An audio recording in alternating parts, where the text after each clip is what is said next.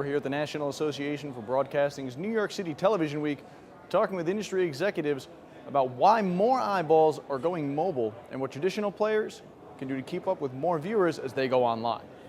So increasingly, it seems like the pace of digital innovation is even reflecting back into broadcast television as it exists. What are you guys doing with Hearst as you formulate exactly how you're going to build digital content into your broadcast? That's an interesting question.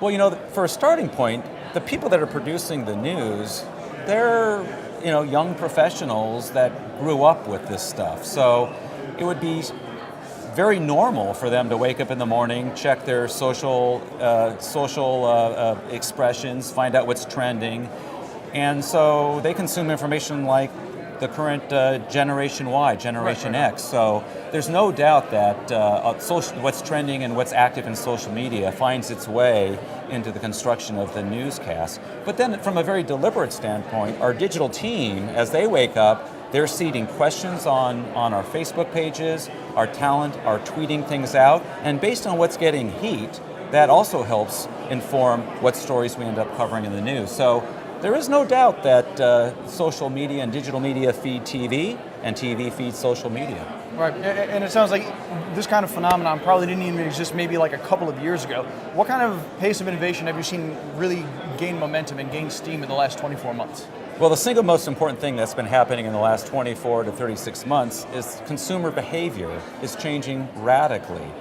The speed by which people are beginning to consume TV-like content through this thing and tablets, or through their traditional TV set, but coming through an Xbox or a Nintendo Wii or a Roku device, it's accelerating.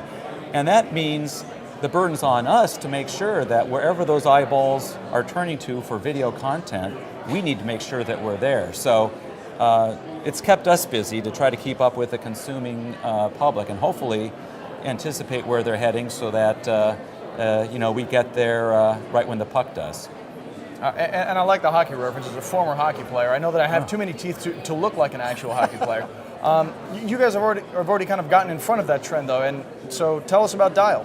Yeah, well, you're exactly right. One thing that we know is people do love to watch content from their mobile devices, and when they're out and about especially, and they have a lunch break, or if they're waiting for their kids' soccer practice to end, we wanted to create a scenario where you can pull out your phone and watch free TV using the over-the-air spectrum that we use to transmit the TV. And the idea is, why not turn this into a TV set?